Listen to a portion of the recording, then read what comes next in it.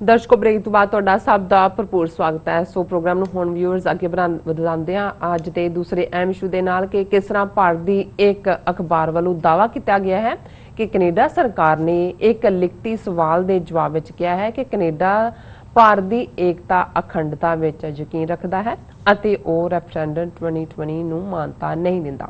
सो यूं लगता है कि जो भारत सरकार है वह घबराई हुई है और अपने ही जाल में फस रही है। सो इस बारे विचार चर्चा करन जा रहे हैं। सो असीं चाहांगे कि तुसीं साडे नाल इसी तरह ही बने रहना। देखण सुन लई तुहाडा सब दा बहुत बहुत शुक्रिया जी। राज साहब की कहना चाहोगे?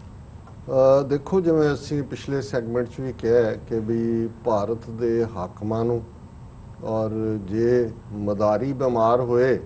तो ਜ਼ਾਹਰ है कि बच्चा जमूरा उन्हें तो मदारी की आवाज़ बोलनी होंदी है, वो भी जिहड़ा मूँह ते चादर जी लपेटी होंदी है सुट के तुर पैंदा कहंदा भाई कोई नहीं हुण इत्थे जमूरे नहीं जाके किसी होर दे जमूरे बनदे। सो इस तरह लगता है कि भी क्योंकि जिहड़ी इनकंसिस्टेंसी झूठ दे उत्ते मबनी सारी फॉरेन पॉलिसी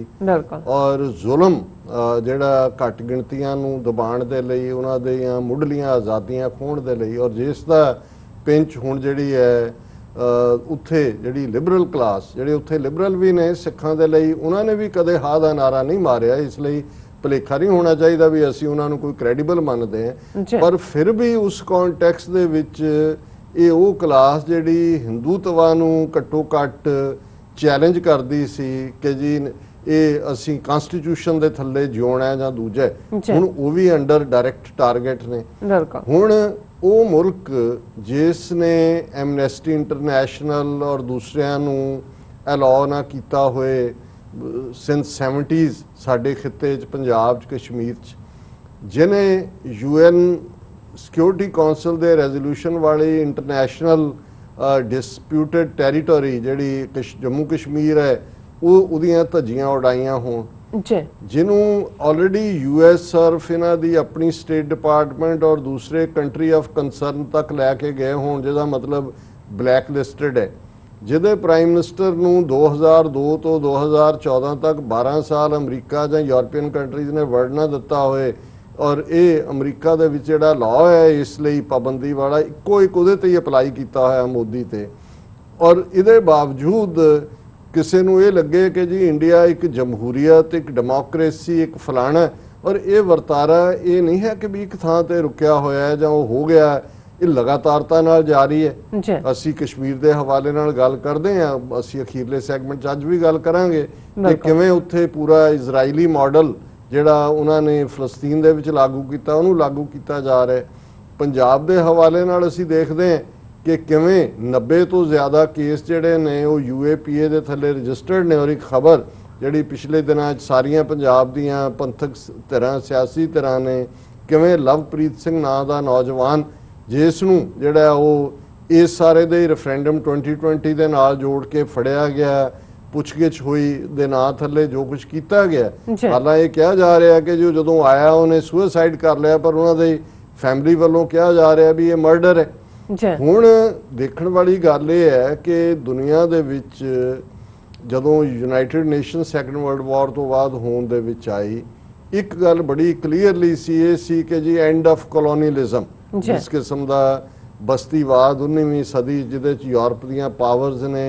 दौड़ दौड़ के किसी ने अफ्रीका मल्लिया किसी ने एशिया मल्लिया कोई साउथ अमेरिका आ गया कोई लैटिन अमेरिका चला गया और जिहड़ा UN चार्टर दे थल्ले आज़ादी दी गल राइट ऑफ सैल्फ डिटरमिनेशन दी गल सी वो कॉलोनीअलिज्म नूं नकारन वाला सी कि भाई ये और उहदे तो बाद असीं देखते हैं कि अगले सालां च और ईवन रीसेंट सालां तक पहुँचते हैं भी वो कोसोवो होए बोगनविला होए ईस्ट तैमूर होए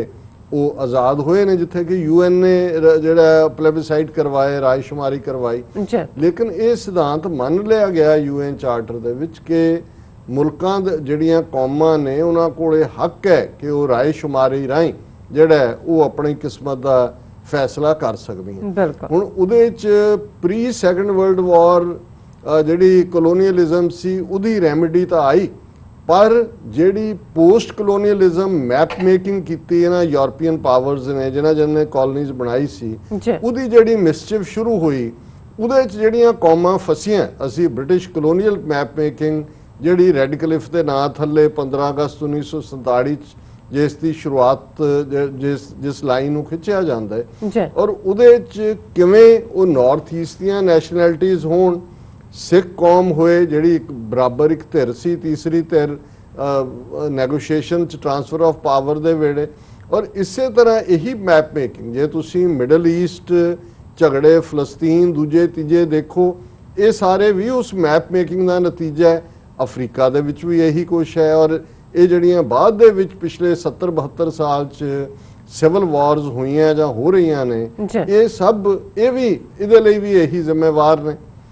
ਹੁਣ ਇੱਕ ਮੈਕੈਨਿਜ਼ਮ ਜ਼ਰੂਰ ਦੇ ਦਿੱਤਾ UN ਚਾਰਟਰ ਨੇ ਕਿ ਭਾਈ ਜਿੱਥੇ ਵੀ ਕੋਈ ਕਨਫਲਿਕਟ ਹੁੰਦਾ ਹੈ ਅਗੇਂਸਟ ਦਾ ਬਿਗਰ ਸਟੇਟ, ਜਿੱਥੇ ਲੋਕ ਮਹਿਸੂਸ ਕਰਦੇ ਨੇ ਕਿ ਉਹਨਾਂ ਦੇ ਨਾਲ ਜਸਟਿਸ ਨਹੀਂ ਹੈ, ਅੱਡ ਹੋਣਾ ਚਾਹੁੰਦੇ ਨੇ, ਲੋਕਾਂ ਨੂੰ ਇਹ ਰਾਈਟ ਦਿੱਤਾ ਜਾਏ। ਹੁਣ ਜਿਸ ਕੈਨੇਡਾ ਮੁਲਕ ਦੇ ਹਵਾਲੇ ਨਾਲ ਅਸੀਂ ਇਹ ਗੱਲ ਕਰ ਰਹੇ ਹਾਂ, ਇਸ ਦੀ ਗੱਲ ਕਰਨ ਤੋਂ ਪਹਿਲਾਂ ਅਸੀਂ ਸਮਝਦੇ ਹਾਂ ਕਿ ਸਿੱਖਸ ਫਾਰ ਜਸਟਿਸ ਨੇ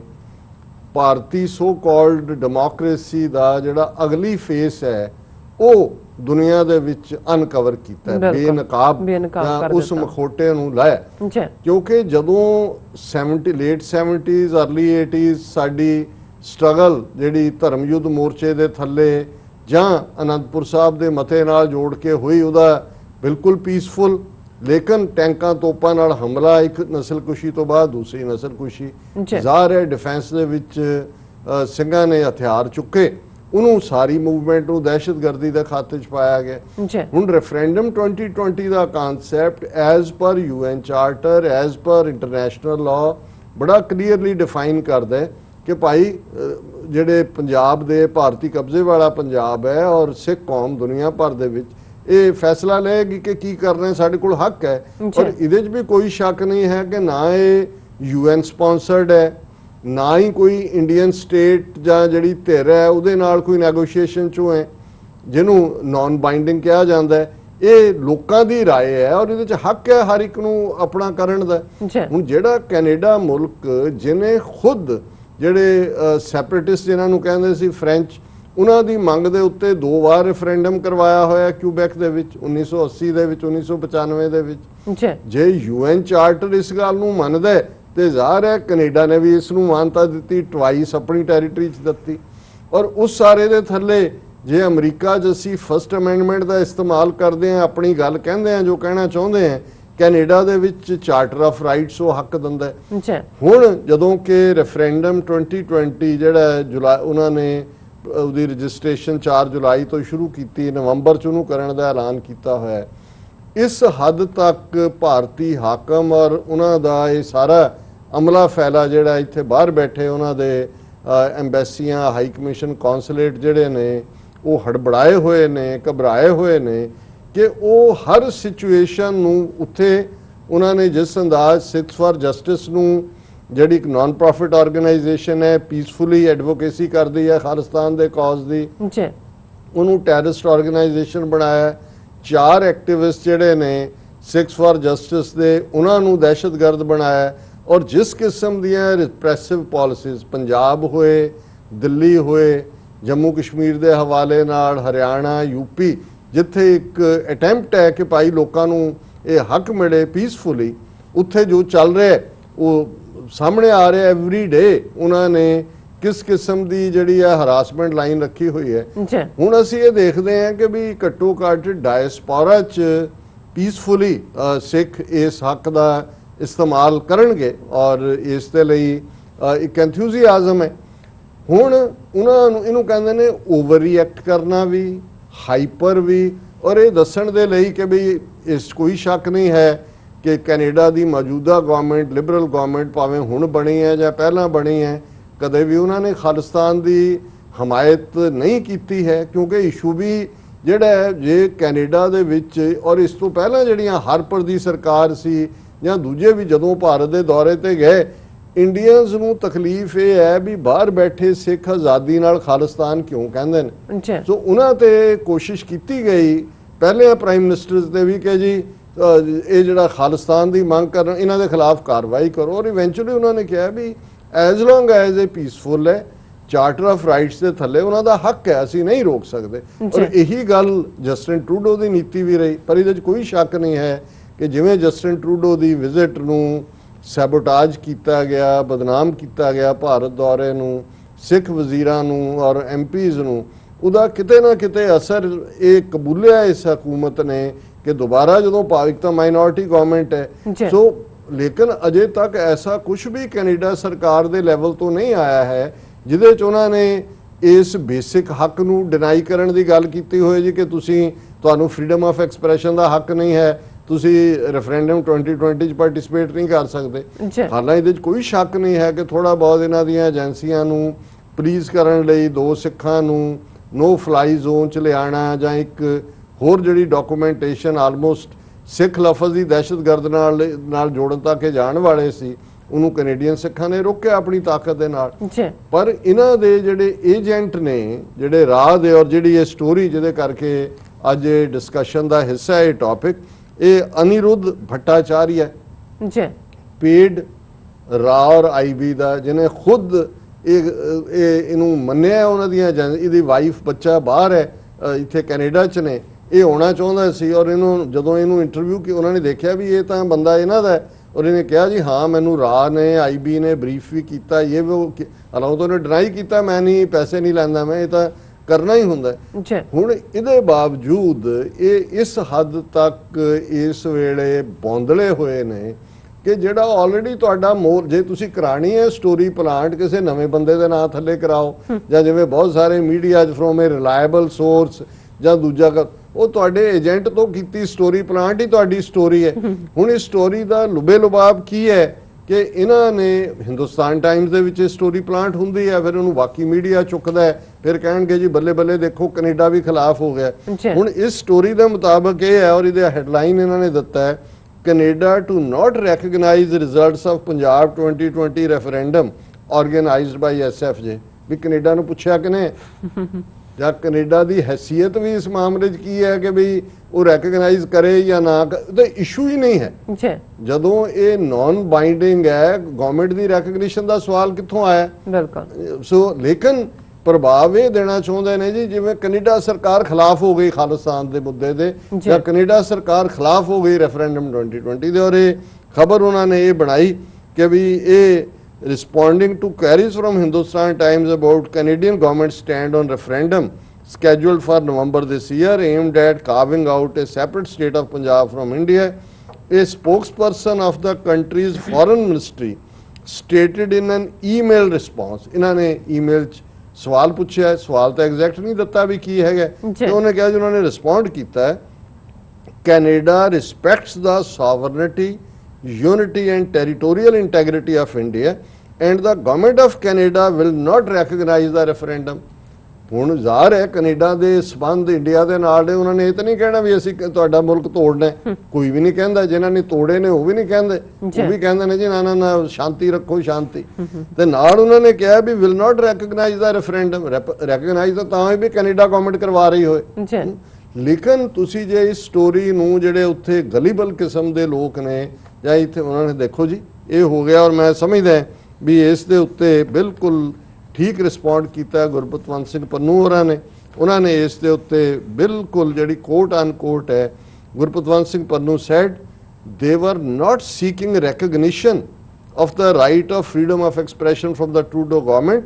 since it was guaranteed by Canadian Charter of Rights and Freedom. He went on to say that such political statements hold no water. ਕਿ ਵੀ ਅਸੀਂ ਕੈਨੇਡੀਅਨ ਗਵਰਨਮੈਂਟ ਤੋਂ ਜਿਹੜੀ ਫਰੀडम ਆਫ ਐਕਸਪ੍ਰੈਸ਼ਨ ਹੈ, ਕੈਨੇਡੀਅਨ ਚਾਰਟਰ ਆਫ ਰਾਈਟਸ ਜਿਹੜਾ ਸਾਨੂੰ ਦਿੰਦਾ ਹੈ, ਉਸ ਦੇ ਲਈ ਅਸੀਂ ਰੈਕਗਨੀਸ਼ਨ ਤਾਂ ਨਹੀਂ ਮੰਗੀ ਇਹਨਾਂ ਤੋਂ, ਇਹ ਸਾਡਾ ਹੱਕ ਹੈ। ਔਰ ਨਾਲ ਹੀ ਉਹਨਾਂ ਨੇ ਕਿਹਾ ਕਿ ਵੀ ਆ ਜਿਹੜੀਆਂ ਜਬਰੀਆਂ ਮਾਰ ਰਹੇ ਨੇ ਇਹਨਾਂ ਦਾ ਕੋਈ ਬੇਸ ਨਹੀਂ ਹੈ, ਸੋ ਅਸੀਂ ਬਿਲਕੁਲ ਸਪੋਰਟ ਕਰਦੇ ਹਾਂ ਇਸ ਲਾਈਨ ਨੂੰ, ਔਰ ਅਸੀਂ ਸਮਝਦੇ ਹਾਂ ਕਿ ਇਹ ਹੈ ਇੱਕ ਪਾਸੇ ਇਹ ਰੈਟਲਡ ਨੇ, ਬੌਂਦਲੇ ਹੋਏ ਨੇ, ਦੂਸਰੇ ਪਾਸੇ ਮਿਸ ਇਨਫੋਰਮੇਸ਼ਨ ਕੈਂਪੇਨ ਹੈ, ਔਰ ਇਸ ਸਾਰੇ ਨੂੰ ਮੈਂ ਸਮਝਦਾ ਹਾਂ ਕਿ ਵੀ ਪੂਰੇ ਜ਼ੋਰ ਦੇ ਨਾਲ ਨਕਾਰਨਾ ਚਾਹੀਦਾ ਹੈ। ਇਹ ਗੱਲ ਇਹ ਵੀ ਸਾਬਤ ਕਰਦੀ ਹੈ ਕਿ ਜੇ ਇੱਥੇ 13,000 ਮੀਲ ਦੂਰ ਬੈਠੇ ਆ ਜਿਹੜੇ ਸਾਡੇ ਮੁਲਕਾਂ ਦੇ ਵਿੱਚ, ਇਹਨਾਂ ਮੁਲਕਾਂ ਦੇ ਰਾਈਟਸ ਦੇ ਵਿੱਚ ਇਹ ਲੋਕ ਜਿਹੜੇ ਨੇ ਇੰਟਰਫੀਅਰ ਇਸ ਹੱਦ ਤੱਕ ਕਰ ਰਹੇ ਨੇ, ਤੇ ਫਿਰ ਇਸ ਤੋਂ ਅੰਦਾਜ਼ਾ ਲਾਣਾ ਕਿ ਭਾਈ ਕਿਵੇਂ ਇਹਨਾਂ ਦੀਆਂ ਐਮਬੈਸੀਆਂ ਕੌਂਸੂਲੇਟ ਕੰਮ ਕਰਦੇ ਨੇ। ਔਰ ਇਹਦੇ ਨਾਲ ਰਿਲੇਟਡ ਇੱਕ ਖਬਰ ਜਿਹੜੀ ਕਿਵੇਂ ਅਮਰੀਕਾ 'ਚ ਵੀ ਜਿਹੜਾ ਇੱਕ ਖਬਰ ਹੈ ਕੱਲ ਦੀ, 1 Pakistani 2 Indian origin persons in US blacklisted for anti-India activities। ਔਰ ਇਹ ਉਹਨਾਂ ਨੇ ਕਿਹਾ ਕਿ ਜੀ ਇੱਕ ਪਾਕਿਸਤਾਨੀ ਜਿਨ੍ਹਾਂ ਦਾ ਜਿਹੜਾ ਉਹ ਸ਼ੋਅ ਵਗੈਰਾ ਕਰਵਾਉਂਦੇ ਨੇ ਇੱਥੇ ਵੀ, ਉਹਨਾਂ ਦੇ the Ministry of External Affairs has apprised that Rehan Siddiqui, Rakesh Kaushal and Darshan Mehta have been blacklisted on the recommendations of the Consul General of India, Houston। ਹੁਣ ਇਹ ਕੌਂਸਲੇਟ ਜਨਰਲ ਕਹਿ ਰਿਹਾ ਹੈ ਕਿ ਜੀ, ਔਰ ਯਾਦ ਹੋਣਾ ਪਿੱਛੇ ਇਹਨਾਂ ਦਾ ਇੱਕ ਸ਼ੋਅ ਹਿਊਸਟਨ 'ਚ ਹੋਣਾ ਸੀ ਜਿਹਦੇ 'ਚ ਪ੍ਰੋਮੀਨੈਂਟ ਪੰਜਾਬੀ ਗਾਇਕ ਵੀ ਕਿੱਥੋਂ ਕੋ ਬੰਬੇ ਤੋਂ ਆ, ਇਹਨਾਂ ਨੇ ਉਹ ਕੈਂਸਲ ਕਰਵਾ ਦਿੱਤਾ ਸੀ। ਹੁਣ ਇਹ ਤੋਂ ਤੁਸੀਂ ਅੰਦਾਜ਼ਾ ਲਾਓ ਵੀ ਕੈਨੇਡਾ ਦੇ ਵਿੱਚ ਜਾਂ ਅਮਰੀਕਾ 'ਚ ਬੈਠੇ ਜਿਹੜੇ ਲੋਕ ਆਪਣੇ ਇਹਨਾਂ ਮੁਲਕਾਂ ਦੇ ਵਿੱਚ ਦਿੱਤੇ ਹੋਏ ਰਾਈਟਸ ਦੇ ਥੱਲੇ ਕੁਝ ਕਰਨਾ ਚਾਹੁੰਦੇ ਨੇ, ਕਿਵੇਂ ਡਾਇਰੈਕਟਲੀ ਇਹਨਾਂ ਦੀ ਇੰਟਰਫੀਅਰੈਂਸ ਹੈ। ਔਰ ਆਟਵਾ ਬੇਸਡ ਜਿਹੜਾ ਇਹਨਾਂ ਦਾ ਹਾਈ ਕਮਿਸ਼ਨਰ ਹੈ, ਉਹ ਤਾਂ ਐਂ ਲੱਗਦਾ ਜਿਵੇਂ ਇਹਨਾਂ ਦਾ ਜਿਹੜਾ ਉਹ ਪ੍ਰੋਪੇਗੈਂਡਾ ਮਿਨਿਸਟਰ ਹੋਏ ਕੈਨੇਡਾ ਦੇ ਅਜੇ ਬਿਸਾਰੀਆ, ਉਹ ਜਿਹੜੀਆਂ ਡਾਇਰੈਕਟਲੀ ਇੰਟਰਵੀਨ ਕਰਦਾ ਹੈ। ਔਰ ਈਵਨ ਇਸ ਮੁੱਦੇ ਦੇ ਉੱਤੇ ਵੀ ਉਹਨੇ ਕਿਹਾ ਜੀ ਹਾਂ ਅਸੀਂ ਬਹੁਤ ਦਬਾਅ ਬਣਾਇਆ, ਸਾਡਾ ਬਹੁਤ ਚੰਗਾ ਹੁਣ ਹੋਇਆ RCMP ਦੇ ਨਾਲ ਵੀ ਇੰਟੈਲੀਜੈਂਸ ਦਾ ਸਾਡੀ 1 to 1 ਹੋਇਆ, ਦਿਸ ਦੈਟ। ਸੋ ਹੁਣ ਇਹ ਕੈਨੇਡਾ ਦੇ ਉੱਤੇ, ਕੈਨੇਡਾ ਦੇ ਸਿੱਖਾਂ ਨੂੰ ਦਬਾਅ ਬਣਾਉਣਾ ਚਾਹੀਦਾ ਹਕੂਮਤ ਨੂੰ ਕਿ ਐਨਫ ਇਜ਼ ਐਨਫ, ਕਿ ਇਹ ਟੂ ਮਚ ਇੰਟਰਫੀਅਰੈਂਸ ਹੈ ਸਾਡੇ ਮਾਮਲਿਆਂ 'ਚ। ਇਹਨਾਂ ਨੇ ਪਹਿਲਾਂ ਵੀ 에ਅਰ ਇੰਡੀਆ ਵਰਗਾ ਜਿਹੜਾ ਹਾਦਸਾ ਕਰਵਾ ਕੇ ਸਿੱਖ ਮੂਵਮੈਂਟ ਦੇ ਖਾਤੇ 'ਚ ਪਾਇਆ, ਔਰ ਇਹ ਕੋਈ ਨਾ ਕੋਈ ਜਿਹੜਾ ਇਸ ਕਿਸਮ ਦੀ ਇਹਨਾਂ ਦੀ ਡਾਇਰੈਕਟ ਇੰਟਰਫੇਰੈਂਸ ਨੂੰ ਰੋਕਿਆ ਜਾਏ, ਇਹਨਾਂ ਨੂੰ ਪਰਸੋਨਾ ਨਾਨ ਗ੍ਰੈਟਾ ਡਿਕਲੇਅਰ ਕਰਕੇ ਇਹਨੂੰ ਬਿਸਾਰੀਆ ਨੂੰ, ਔਰ ਇਹ ਸਾਰੇ ਜਿਹੜੇ ਬਿਠਾਏ ਹੋਏ ਨੇ ਟੋਰਾਂਟੋ ਔਰ ਵੈਨਕੂਵਰ ਔਰ ਆਟਵਾ, ਇਹਨਾਂ ਨੂੰ ਮੁਲਕ ਚੋਂ ਬਾਹਰ ਕੱਢਿਆ ਜਾਏ। ਜੀ ਡਾਕਟਰ ਸਾਹਿਬ, ਤੁਹਾਡਾ ਬਹੁਤ ਬਹੁਤ ਸ਼ੁਕਰੀਆ। ਸਵਥਲ ਨੇ ਬ੍ਰੇਕ ਵਿਊਅਰਸ, ਤੁਸੀਂ ਕਿਤੇ ਨਹੀਂ ਜਾਣਾ, ਮਿਲਦੇ ਆ ਆਫਟਰ ਦਿਸ ਸ਼ਾਰਟ ਬ੍ਰੇਕ।